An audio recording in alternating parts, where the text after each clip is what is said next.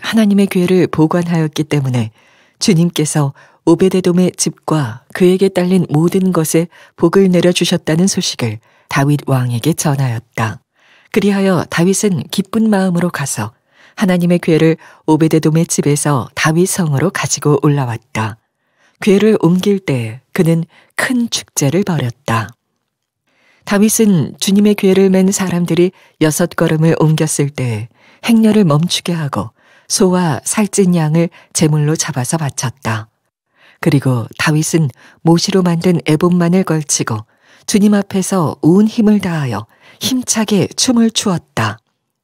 다윗과 온 이스라엘 가문은 환호성을 올리고 나팔 소리가 우렁찬 가운데 주님의 궤를 옮겨왔다.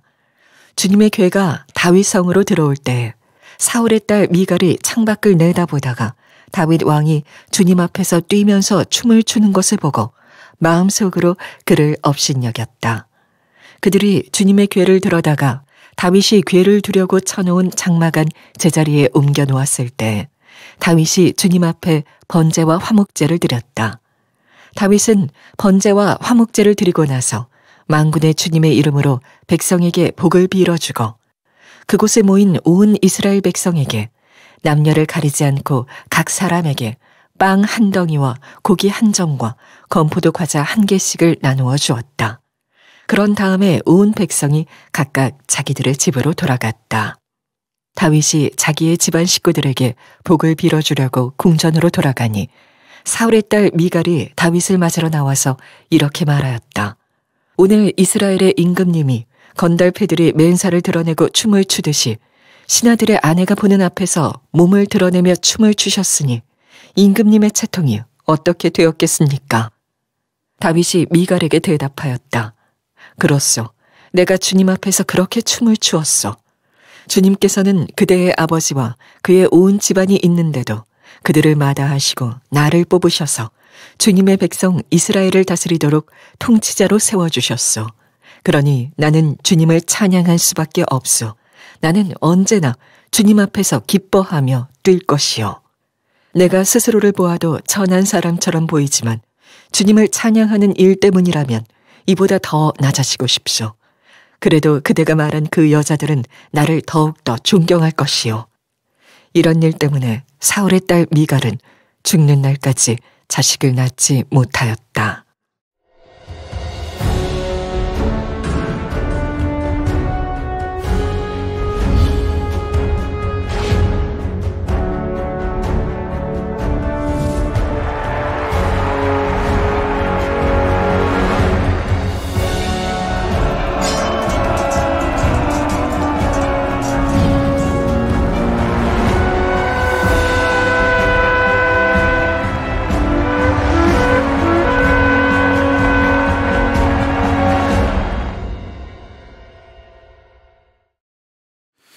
사무엘하 하나님 나라를 세운 사람 7번째입니다. 창문 옆에 선 방관자에서 주님 앞에 예배자로 서라 라는 제목의 말씀을 나누겠습니다. 많은 분들이 은혜 넘치는 영감 있는 예배를 사모합니다. 그리고 예배를 드릴 때 두 손을 들고 또한 눈물과 감격 속에 예배를 드릴 때가 있고 그런 분들을 보게 됩니다. 한편으로 같은 공간에 있지만 마음이 냉랭하고 차갑고 찬양이 되지 않고 기도가 되지 않고 그렇게 중심에서 드려지는 예배가 드려지지 않는, 그래서 마치 구경꾼처럼 예배하는, 혹시 그런 분들이 계실지 모르겠습니다. 오늘 이 사무엘하에 보니까 창문 옆에서 한 여인이 예배하는 그 다윗의 모습을 구경하고 있습니다.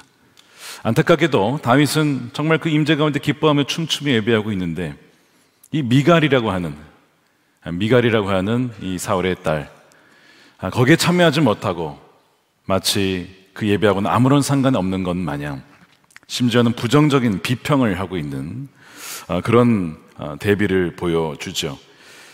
오늘 본문에 보니까 더 정확히는 이 다윗의 춤을 추는 것을 보면서 그를 업신여겼다, 이렇게 성경은 기록합니다. 16절 후반부인데요, 사울의 딸 미갈이 창을 밖을 내다보다가, 그러니까 그런 예배가 드려짐에도 불구하고 별로 그 하나님의 궤가 오는 거에 관심이 없던 여인입니다. 밖을 내다보다가 다윗 왕이 주님 앞에서 뛰면서 춤추는 것을 보고 마음속으로 그를 업신여겼다는 거예요. 그리고 영어 성경에 보니까 despised라고 해서 경멸했다. 여러분 생각해 보세요. 이게 뭐 그렇게 경멸할까지의 일입니까? 아무리 뭐 왕이 춤을 추다가 옷이 좀 그렇다 하더라도 이게 뭐 경멸할 정도는 아닌데 왜 미갈은 그렇게 그 예배하는 다윗의 모습을 보면서 이해하지 못하고 심지어 이렇게 마음속에 그를 업신여기게 되었을까요?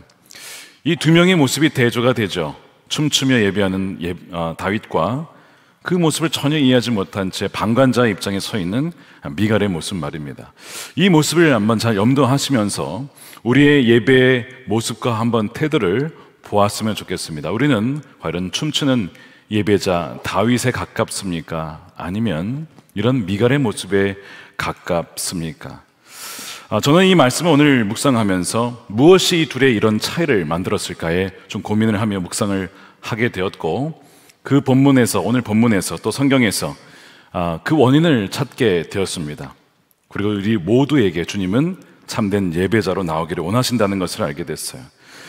먼저 이 다윗이라는 인물은 여러분 우리가 계속 살펴봤듯이 그의 오로지 관심 한 가지 소원이 있는데 그것은 하나님의 임재였습니다. 시편 27편 4절이죠. 주님, 나에게 단 하나의 소원이 있습니다. 나는 오직 그 하나만 구하겠습니다. 한평생 주님의 집에 살면서 주님의 자비로운 모습을 보는 것과 성전에서 주님과 의논하며 대화하며 친밀한 교제 가운데 사는 것이 다윗의 소원이었던 거예요. 이것이 여러분의 소원이기를 축복합니다. 하나님이면 충분한 삶. 이것을 시편 23편에 이렇게 표현했습니다. 여호와는 나의 목자시니 내게 부족함이 없으리로다. 주님 때문에 선한 목자 되신 주님이 푸른 초장으로 인도해 주시고 쉴만한 물가로 인도해 주시고 지팡이와 막대기로 보호해 주시는, 정말 주님이면 충분한 삶, 그것이 바로 다윗이 원했던 삶이에요. 나중에 이제 여러분 사실 하나님께 나아갈 때 이거 해주세요 저거 해주세요, 우리의 많은 소원들이 있잖아요. 뭐 그것이 나쁜 것은 아니지만 하나님께서 정말 우리를 보실 때 우리가 어떻게 나오기를 원하실까요? 하나님이 주시는 선물, 그걸 바라보고 나오는 걸 원하실까? 물론 우리에게 그런 선물을 주시기도 하시지만 주님이 원하시는 것은 그저 주님만 원하고 나오는 모습입니다. 나중에 여러분 성전을 이제 솔로몬이 짓게 되는데 성전과 지성소가 있어요. 근데 구조를 보면 지성소는 작고 굉장히 단순합니다. 성소에는 뭐 다른 것들이 여러 가지가 많지만 지성소에는 단 언약궤, 하나님의 임재를 상징하는 그것만 있어요. 무슨 의미냐면 이 지성소라고 하는 하나님의 임재, 이 공간에는 바로 하나님만 바라며 나오는 이들에게만 열린 공간입니다. 다른 건 아니라 여기서 발견될 수 있는 것은 하나님밖에 없으니 하나님만 바라는 사람들만 하나님을 만날 수 있다. 이것이 하나님이 이 성전을 설계하시고 어떻게 지어라 하실 때에 이 지성소의 모습을 통해 의도하셨던 거예요. 다윗은 성전을 짓기도 전이었는데 바로 가장 중요한 것이 바로 하나님이며 그분의 임재인 것을 알았던 사람이죠. 그래서 사울은 관심이 없었는데 이 다윗은 왕이 되자마자 하나님의 궤, 그 임재를 사모하며 그 궤를 가져오고자 했던 겁니다. 근데 우리가 살펴봤죠. 우사라는 인물이 이 궤가 떨어진 것을 만졌다가 죽게 되면서 이 모든 프로젝트가 중단이 돼요. 그리고 그 궤는 오벳 에돔의 집에 머물게 되죠. 오늘 말씀에 보니까 이런 소문이 들려와요. 주님께서 오벳 에돔의 집과 그가 가진 모든 소유에 복을 주셨다라는 소문이 들립니다. 실제로 그러했습니다. 그의 집에 하나님의 임재가 임하면서 복을 받게 된 거예요. 그 소식을 듣고 이 다윗이 다시 이 궤를 가져와야겠다, 그 임재를 사모하며 옮기기 시작하는데 지난번처럼 세술에 싫지 않고 어떻게 합니까? 말씀에 나와 있는 대로 순종하는 거예요. 중요한 게 뭡니까? 말씀에 순종하는 겁니다. 말씀과 함께 동행하며 순종하는 것, 말씀이 준 주님과 동행하는 것이죠. 그래서 그 말씀대로 레위인들이 어깨에 이 언약궤를 메어가죠. 그거 13절이에요. 다윗은 주님의 궤를 맨 사람들이 6걸음을 옮겼을 때에 아무 일이 벌어지지 않았습니다.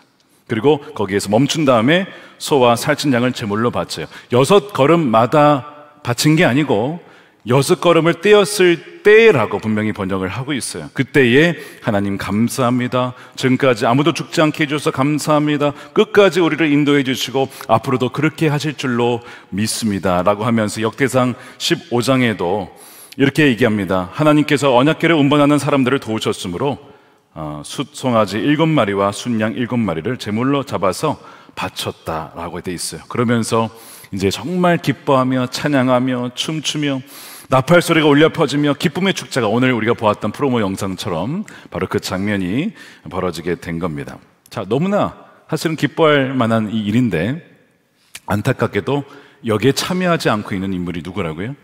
미갈이었습니다.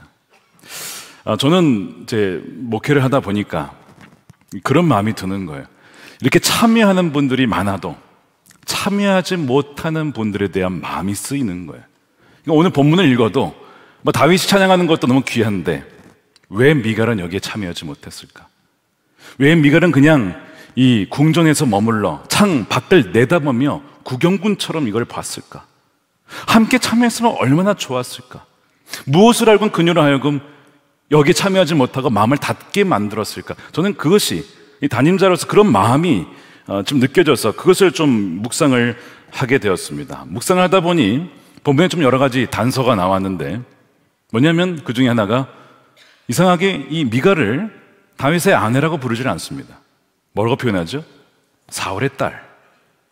3번이나 사울의 딸 미갈, 사울의 딸 미갈 이렇게 표현을 하는 거예요. 이게 무슨 의미일까요? 여러 가지 의미가 있지만 그 중에 하나는 이 미갈이 그 아버지 사울을 많이 닮았다는 거거든요. 아버지 사울은 영적인 일에 별로 관심이 없었어요. 주님과 교제하는 일에 별로 관심이 없던 사람인데 이 미갈이 그거를 좀 닮았다는 겁니다. 그래서 하나님의 궤가 와도 이게 무슨 일이 하고 쳐다보다가 이제 다윗을 본 거잖아요. 그런 의미가 여기 담겨 있고 또 하나가 있습니다. 이미 다윗과 결혼했으면 다윗의 집안인데 왜 사울의 딸이라고 해서 원가정의 사울의 가문의 입장에서 이것을 바라보는 것을 이렇게 표현을 했을까? 그 관점에서 묵상을 해보니 미갈이 이해가 되었습니다. 여러분, 사울의 딸이라는 관점에서 보면 미갈에게 하나님은 과연 선하신 하나님일까요? 어떤 일이 벌어졌습니까? 그녀가 보기에 하나님은 자신의 아버지 사울의 왕위를 빼앗아서 다윗에게 넘겨준 하나님입니다. 그리고 그 아버지를 전쟁터에서 패배하게 하시고 그 다음에 결국에 스스로 죽게 만들고 요나단, 그의 아들들 무비보셋도 남아있지만 거의 대부분의 아들이 다 죽었습니다. 가문이 거의 끊겨지게 되는 상황. 이런 하나님이 바로 이 미갈이 본 하나님이었던 것이죠. 그러니까 이 하나님의 궤가 올 때에 다윗은 기뻐했지만 미갈의 이 원가정이라고 하는 사울의 가문의 입장에서 봤을 때 이 하나님의 궤는 좋은 소식이기보다는 우리의 가문을 몰락시킨 신이 이제는 다른 가문으로 가서 그 가문을 일으키시는 나와는 별로 큰 상관이 없는 것 같은 그런 신으로 여겨졌던 것입니다.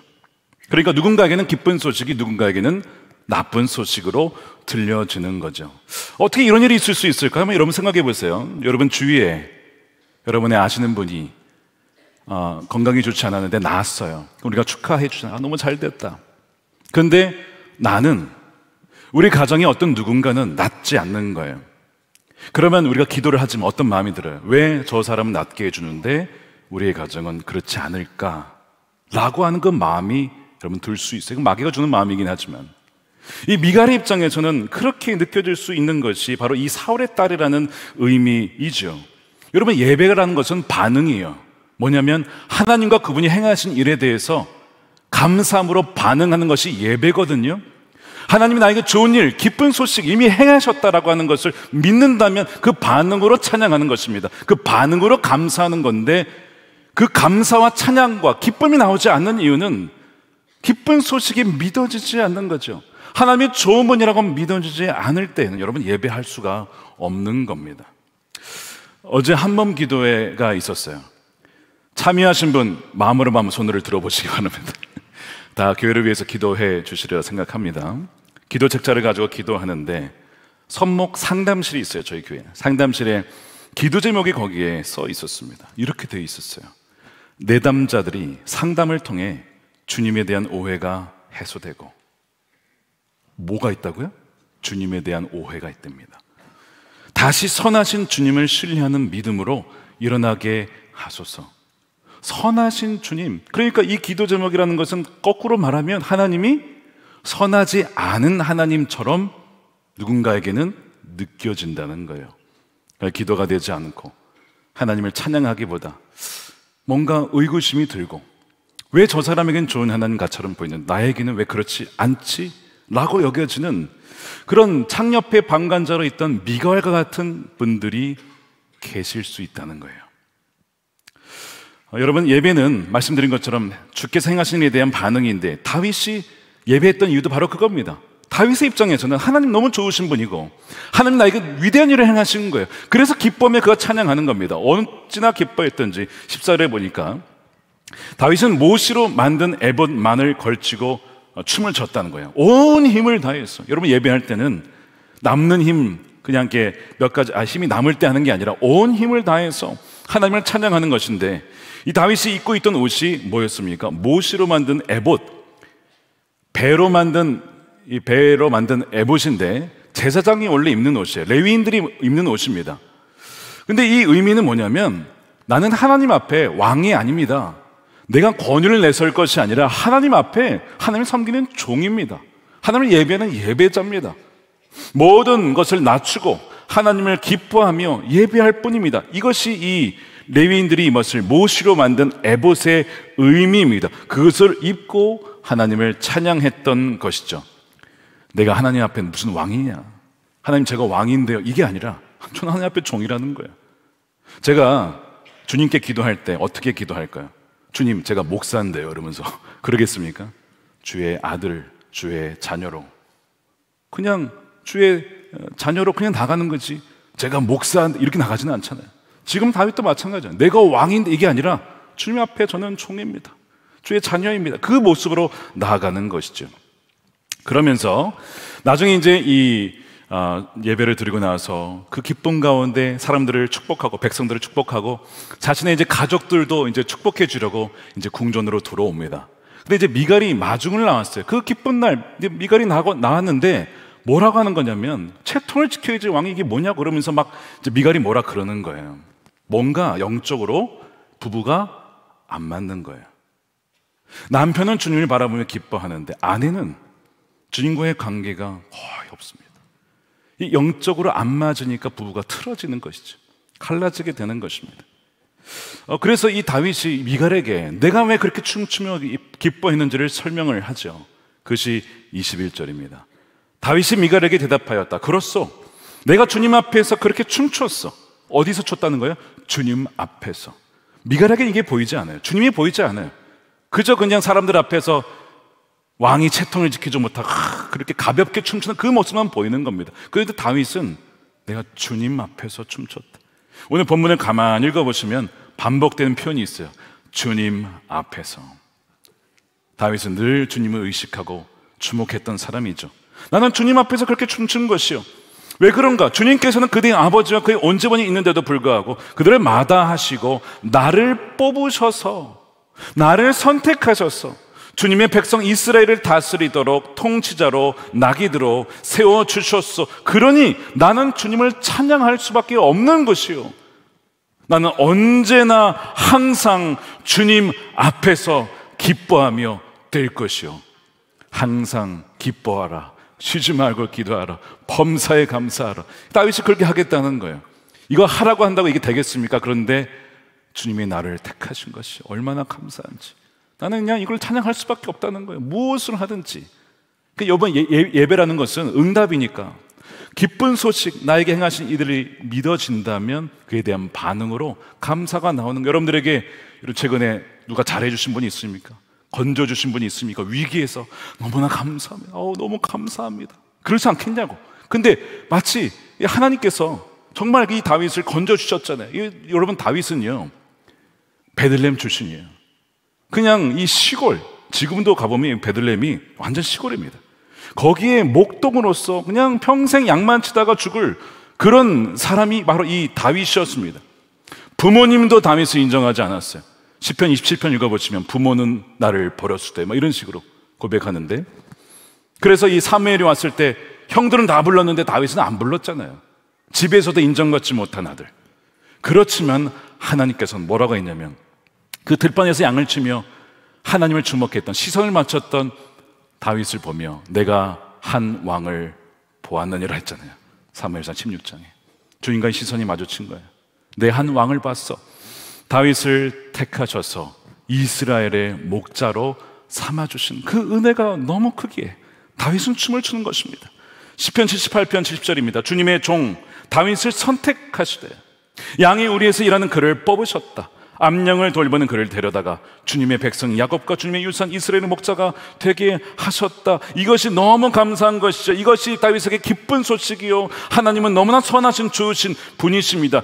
근데 여러분, 이 일이 다윗에게만 벌어진 일일까요? 저와 여러분 모두에게 벌어진 일입니다.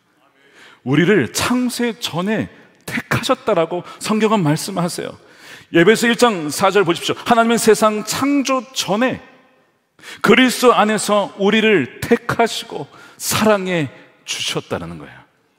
우리 모두는 택함받고 사랑받는 존재입니다. 예수님께서 세례를 받으실 때 어떠한 일도 행하지 않으셨을 때 뭐라고 하셨습니까? 하나님께서 이는 내 사랑하는 이요 내 기뻐하는 자라. 존재 자체로 사랑받는 존재라는 겁니다. 그러면서 하나님 앞에서 거룩하고 흠이 없는 사람이 되게 하셨고, 하나님은 하나님의 기뻐하신 뜻을 따라 예수 그리스도를 통하여 우리를 하나님의 자녀를 삼으시기로 예정하신 것입니다. 우연히 제례하려다가 안 돼가지고 이렇게 데려온 게 아니고 예정하셨다는 거예요. 하나님의 계획 가운데 있었다는 것입니다. 요한복음 15장에 뭐라고 되어 있습니까? 너희가 나를 택한 것이 아니라 내가 너희를 택한 거다. 주님이 우리를 먼저 택하신 거예요. 주님이 먼저 우리에게 다가오신 거예요. 그래서 우리가 주님을 믿게 된 것이죠. 요한복음 6장에는 너 나를 보내신 아버지께서 이끌어주지 아니하시면 아무도 내게 올 수 없다. 여러분, 오늘 교회에 어떻게 오셨습니까? 차 타고 오신 분, 지하철 타고 오신 분, 걸어오신 분. 그런데 뭐라고 되어 있습니까? 아버지께서 내게로 이끌어 주셨기 때문이다. 여러분, 우리가 선택받은 존재예요. 우리가 사실 죽을 수밖에 없는 존재고요, 우리가 지옥에 갈 수밖에 없었던, 지옥에 가도 아무런 말을 할 수 없는 그런 존재예요. 그런데 우리를 다가오시고 택하여 주시고 건져주시고 또한 우리에게 사명을 주시고 하나님 나라에 동참할 수 있는 특권을 주셨어요. 그러니까 다윗처럼 우리가 기뻐하지 않을 수가 없고 찬양하지 않을 수가 없는 겁니다.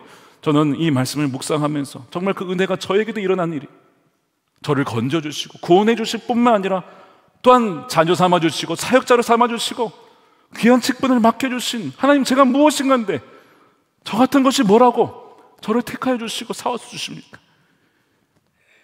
제가 일기를 쓰면서 마지막에 하나님, 오늘도 저를 써주셔서 감사합니다. 오늘도 저를 통해 역사해 주셔서 감사합니다. 그렇게 마무리를 해요. 감사로 마무리를 할 때 그렇게 고백을 합니다.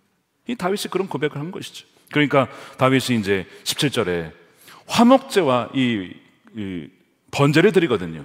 17절에 다윗이 주님 앞에 번제와 화목제, 이 번제는 자신의 모든 죄를 사해 주십시오라고 전체를 다 드리는 거고, 화목제는 감사제거든요.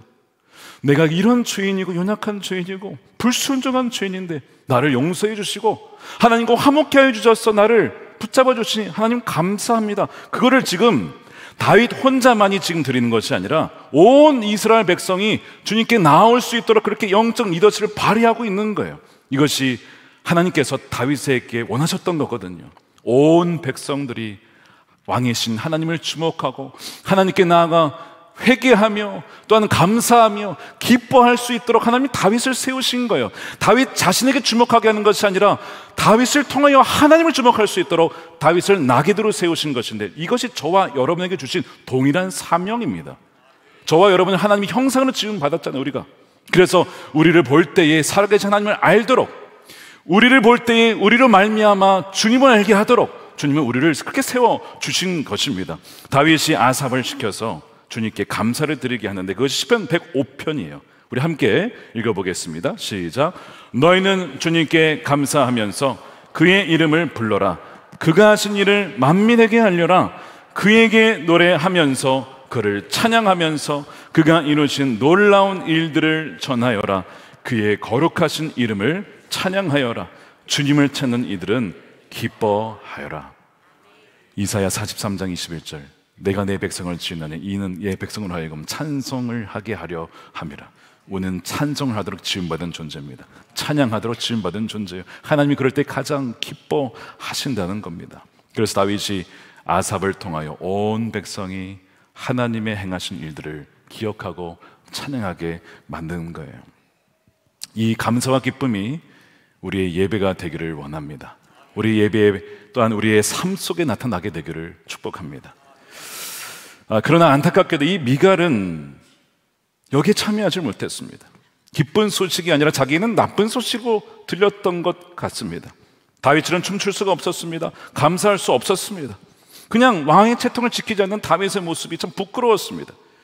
근데 여러분, 생각보다 이 말씀을 읽어보시면 다윗에게 공감하기보다는 약간 미갈에게 공감이 되는 분들이 계실지도 몰라요.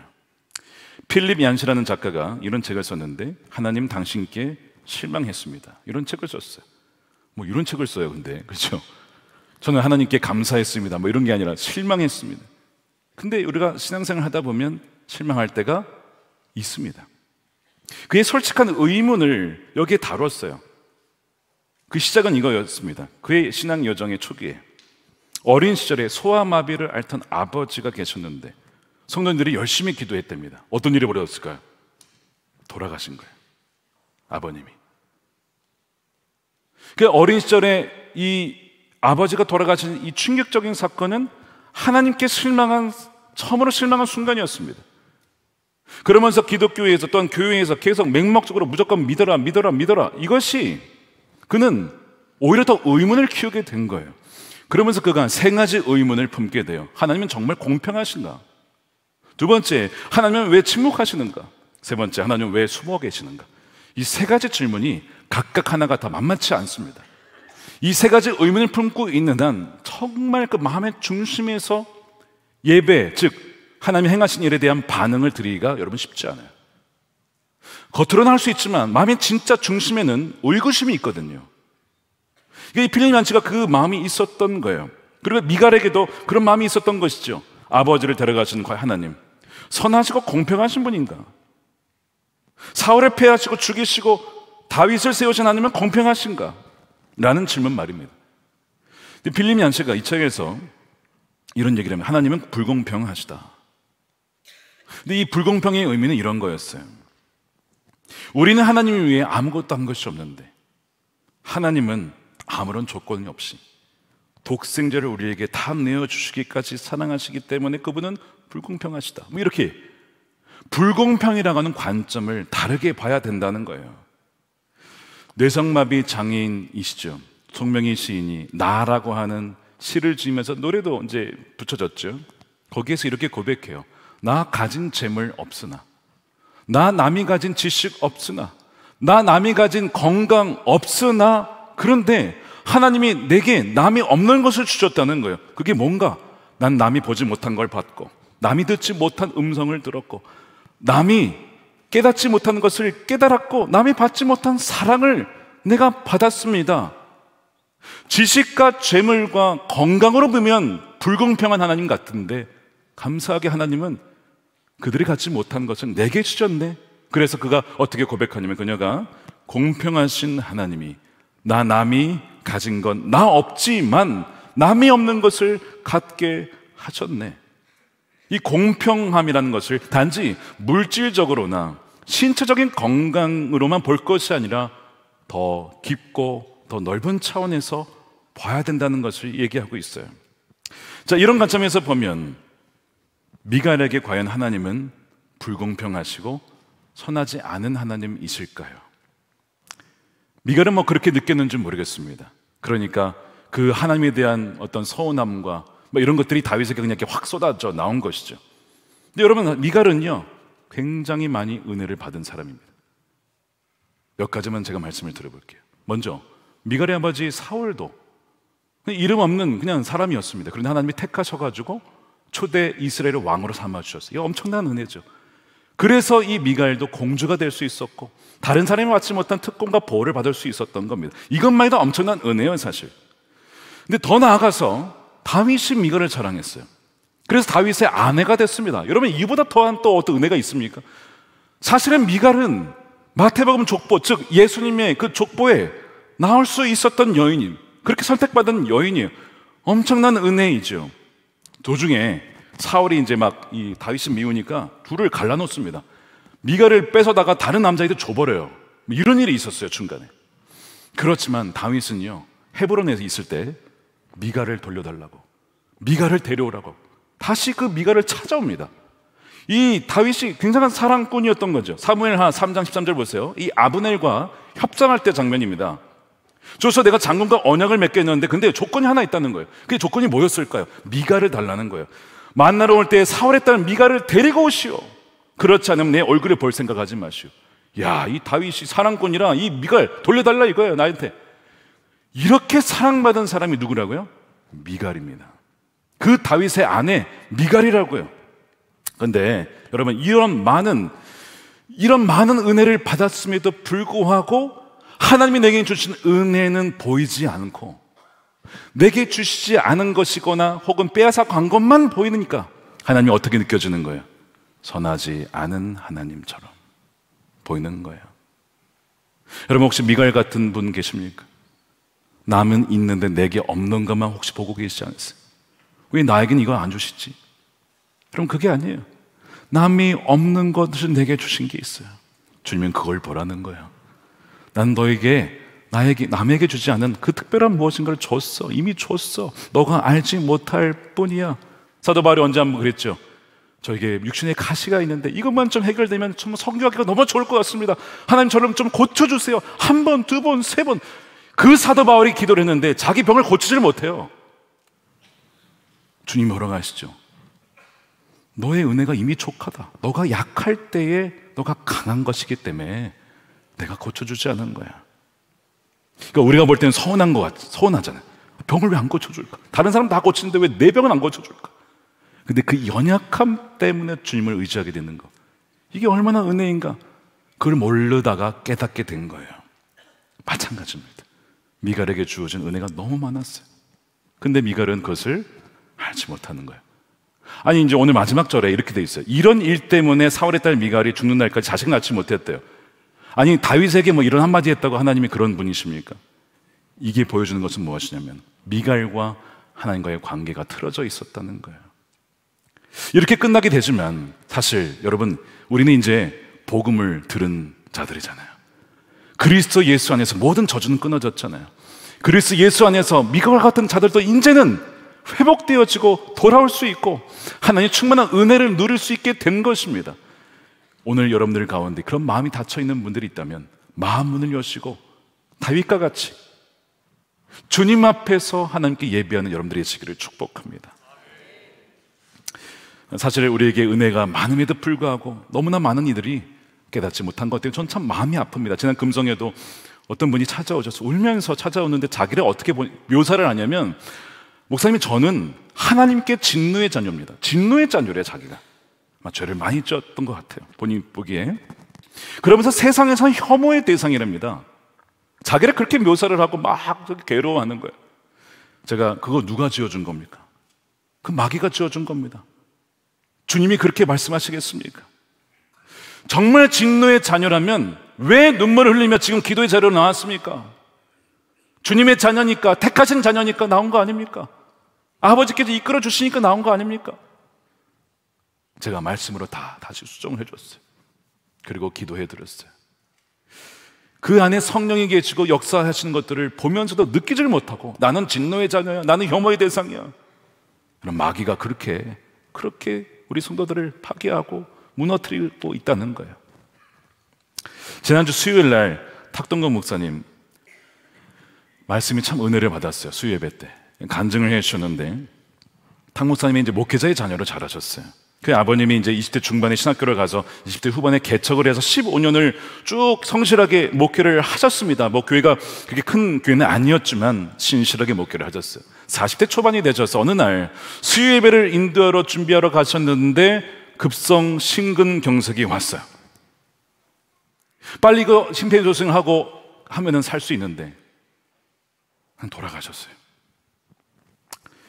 탁 목사님 당시 15살 때 일이었습니다. 어린 시절부터 들었던 메시지가 하나 있었어요. 뭐였죠? 죽은 나사로를 누가 살리셨어요? 예수님이 살리셨다는 거잖아요. 그러니까 이것이 믿어져서 우리 아버지 지금 무덤에 묻히셨지만 열심히 기도하면 분명히 그 무덤에서 예수님이 살려주실 거야. 조금도 의심치 않고 기도했는데 지금까지도 그런 일은 벌어지지 않았다는 거예요. 그러니까 그 청소년 시기에 하나님께 실망을 하게 된 거죠. 주위 사람들이 위로를 했대요. 하나님이 너무 사랑하셔서 일찍 데려가신 거야. 하나도 위로가 되지 않았답니다. 오히려 이런 마음이 들었대요. 선하신 하나님이라면 이렇게 한 가정을 뿌리 뽑는 고통을 주실 리가 없잖아요. 그게 무슨 선한 하나님이야. 청소년 시기에 안티 크리스천이 됐습니다. 목회자의 자녀가 안티 크리스천이 되어서 믿는 사람들과 교회 사람들을 만나면 조롱을 한 거예요. 다 가짜인데 뭐하고 있는 거냐고. 남자 미갈이 되면서 업신여기며 경멸하며 그 청소년 시기에 그렇게 돼버린 거예요. 그 먼저 가신 아버지 입장에서 얼마나 마음이 아프셨을까 싶습니다. 그의 마음의 실망과 원망이 숨뿌리가 된 거죠. 그런데 이제 그렇게 하면서도 마음 깊은 곳에는 하나님에 대한 어떤 두려움, 하나님이 우리 집안을 저주해서 이렇게 된 거야, 어떤 두려움이 있었대요. 시간이 꽤 흘러가서 어쩌다 보니 다시 예배당에 들어왔어요. 홀로 앉아서 십자가를 바라보고 있는데 그냥 갑자기 주체할 수 없는 이 눈물과 어떤 그 갈망. 자, 보세요. 하나님을 안 믿는데 하나님을 믿고 싶은 거예요. 여러분 그 마음 아시겠습니까? 하나님을 안 믿어지는데 믿고 싶은 거예요. 그 갈망과 눈물이 막 쏟아져 나오더래요. 그러면서 자신도 모르게 주님을 외치는 순간 통곡을 하며 울기 시작합니다. 그러면서 그의 내면에서 들려오는 음성이 이런 음성이었답니다. 여전히 내가 너를 사랑한다. 여전히 너는 내 사랑 안에 있는 거야. 난 너를 버리지 않았다. 너를 떠나지 않았다. 별거 특별한 얘기는 아니었지만 그런데 그 음성이 뭐라고? 그의 강팍했던 심령이 확 녹아지면서 굳은 마음이 녹아지면서 그때 그의 안에 믿음이 들어가기 시작했다고 해요. 그러면서 어려운 일이 닥쳐도 주의 사랑은 변함이 없어.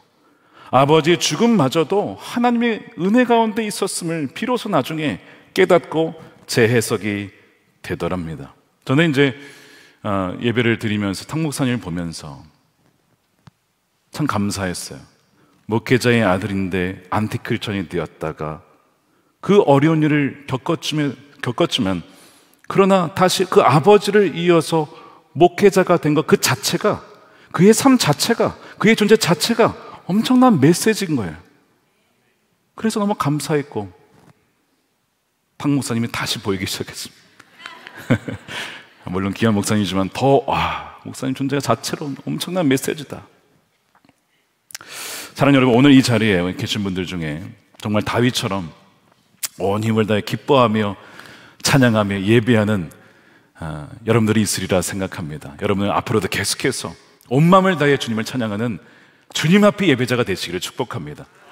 그런데 마치 미갈처럼 창 곁에 서서 방관자로 관람객으로 그렇게 쳐다보며 비평하며 하는 분들이 계실지도 몰라요.